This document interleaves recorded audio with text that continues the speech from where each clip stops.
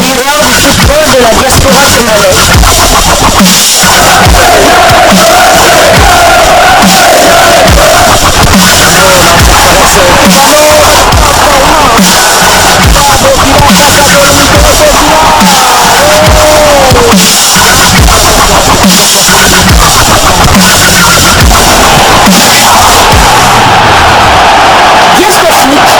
Le miroir du football de la diaspora congolaise. Vous êtes sur Diascofoot, le miroir du football de la diaspora congolaise.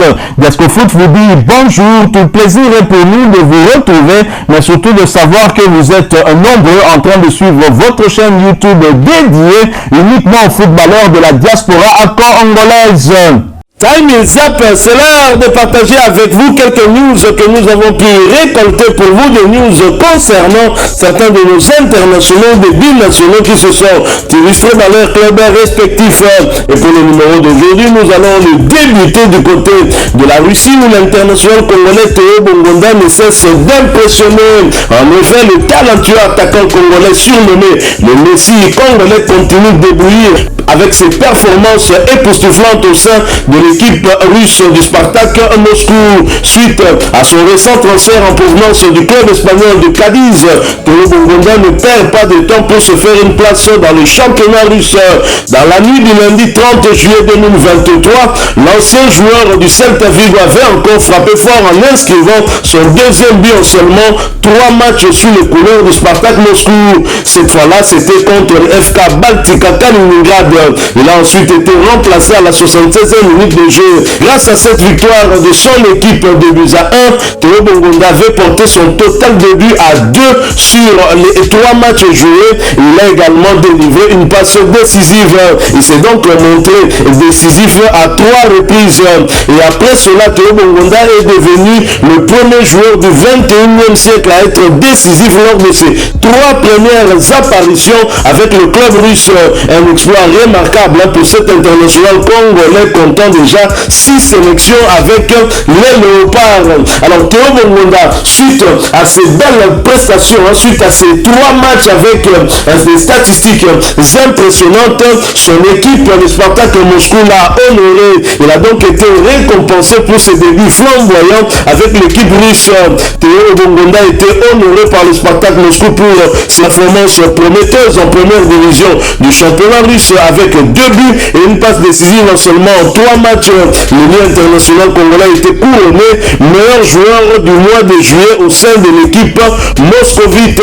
Cette première distinction individuelle atteste de sa détermination à laisser une marque indélébile en Russie. Après une belle saison sous les couleurs du club espagnol de Cadiz, il a réussi à maintenir cette équipe en Liga espagnole, première division des Espagnols. Théo Bongonda ainsi que ses coéquipiers du Spartak Moscou partiront à la conquête de Rubin Kazan ce samedi 5 août 2023 dans le cadre de la 3e journée du championnat russe. Attendu avec impatience pour confirmer sa forme éblouissante tout au long du mois d'août, le prodige congolais devra maintenir toute sa concentration. Au classement provisoire, le Spartak Moscou se révèle être une équipe redoutable, enchaînant 2 victoires consécutives. Espérons que l'international congolais reste dans cette dynamique. Il est dans cette dynamique. Il est très en forme depuis la tanière des Léopards, depuis les 2 matchs qu'il avait disputés avec la sélection, notamment le match amical contre les clans de l'Ouganda, mais également au moment de la 5e journée des éliminatoires de la CAN Côte d'Ivoire 2023 contre les Panthères du Gabon en France, lui avec une victoire 0-8 contre 2. Souhaitons donc à Théo Bongonda bonne chance pour tout à l'heure. Ils seront aux prises à Rubin Kazan, un adversaire un peu plus coriace que les 2 premiers qu'ils ont eu à affronter jusque-là depuis le début de ce championnat russe. Nous quittons la Russie, nous allons cette fois du côté de la Belgique. Si pour Théo Bongonda tout roule sur des roulettes, je rappelle que c'est aussi un ancien joueur du championnat belge de première division, mais en Belgique pour d'autres internationaux congolais, des Léopards de Sébastien Desailly qui avait fait partie d'ailleurs du dernier rassemblement, ça ne marche pas. En Belgique on jouait la 2e journée de Jupiler League, championnat belge de première division, 2e défaite pour le Standard. Les Rouges Touche commence mal le championnat. Ils enregistrent une deuxième défaite en 2 matchs. Cette fois-ci, c'était face à l'Union Saint-Gilloise. Défaite 0 but contre 1. Nos 2 internationaux congolais étaient bien évidemment titulaires. Merveille Bopé a lui disputé l'intégralité de cette rencontre. Il s'agissait de sa deuxième titularisation consécutive. Il a donc profité de ses 90 minutes pour porter à 187 minutes son temps de jeu sur les 192 minutes possibles. Il a donc participé à tous les 2 matchs de son équipe. Quant à l'autre international congolais du Standard de Liège, William Balikwisha, il n'a pas disputé toute la rencontre puisqu'il a été expulsé dès la 36e minute de jeu pour avoir cumulé 2 cartons jaunes. Il s'agissait également de sa deuxième titularisation consécutive.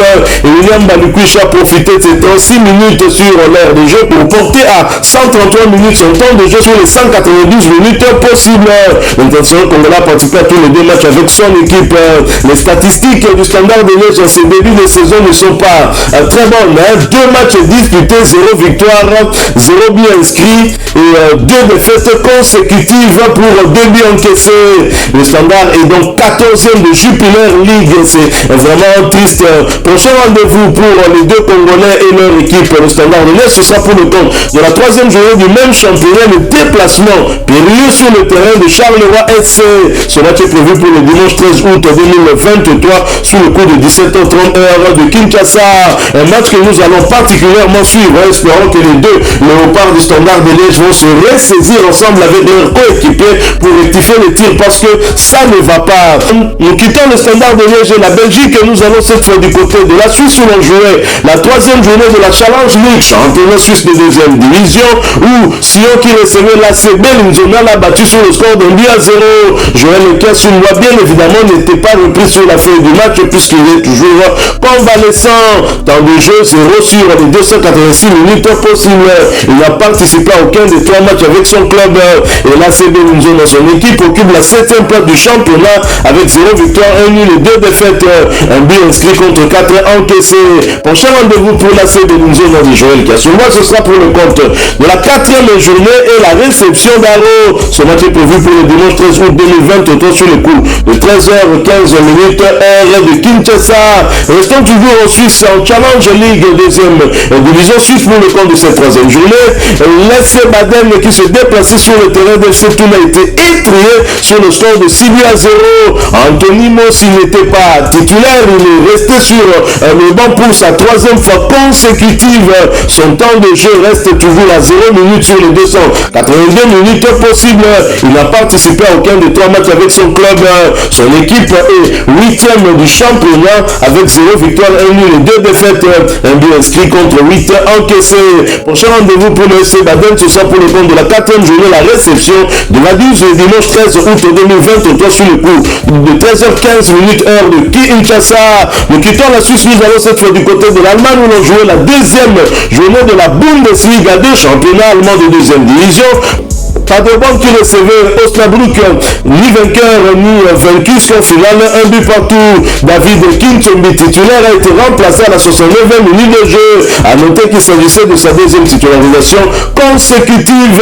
Et David Kintombi a donc porté à 115 minutes son temps de jeu sur les 188 minutes possibles. Le Congolais a participé à tous les 2 matchs avec son équipe Paderborn. Son équipe occupe après ce match nul la 13e place du classement de Bundesliga 2 avec 0 victoire, 1 nul et 1 défaite. Un but inscrit contre 6 encaissé. Prochain rendez-vous pour Paderborn, ce sera pour le compte du premier tour de la Coupe d'Allemagne et le déplacement sur le terrain d'Énergie Cottbus. Ce match est prévu pour le dimanche 13 août 2023 sur le coup de 17h heure de Kinshasa. Nous quittons l'Allemagne, nous allons cette fois du côté de l'Écosse où l'on jouait le 2e tour, retour des qualifications de la Ligue Europa Conférence. Et Bernard qui recevait Interescalade l'a étrié sur le score de 6 buts à 1. L'international congolais Rocky Bouchiri n'a pas été titularisé, il a néanmoins fait son entrée en jeu à la 54e minute de jeu. Son équipe hibernienne est donc qualifiée pour le 3e tour de cette compétition. Rocky Bouchiri a profité de ces quelques minutes de temps de jeu pour porter à 138 minutes son temps de jeu sur les 192 minutes possibles.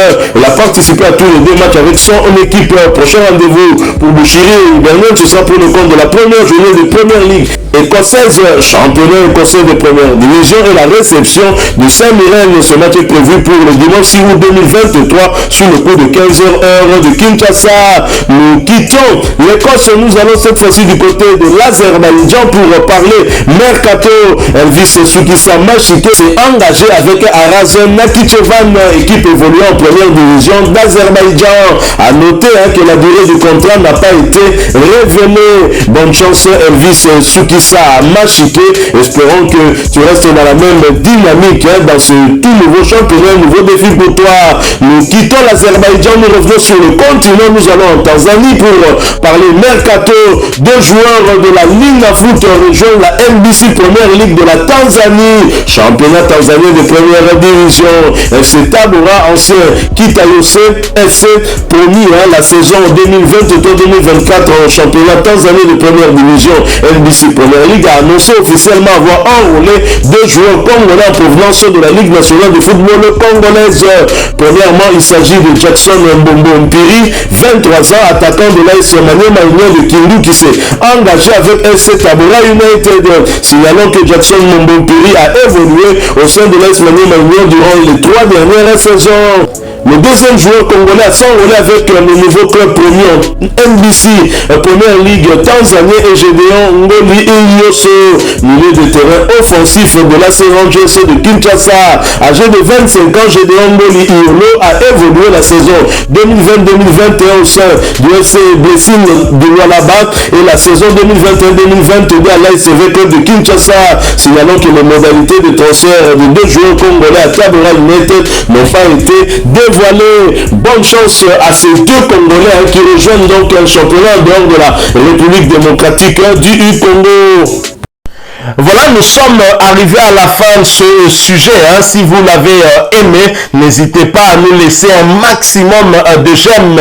N'hésitez pas non plus à partager avec nous votre opinion. Si vous en avez une par rapport au sujet que nous venons de vous proposer, laissez-la nous à travers un commentaire.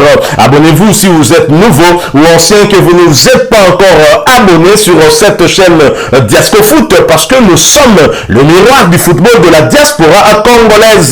Et n'oubliez pas qu'en vous abonnant apparaîtra une petite cloche de notification. Cliquez dessus pour ne plus rien manquer des prochaines vidéos que nous allons vous proposer. Encore une fois, merci à vous, avec espoir de vous retrouver très bientôt avec un autre sujet d'actualité. En attendant, portez-vous bien et Diasco Foot vous dit au revoir.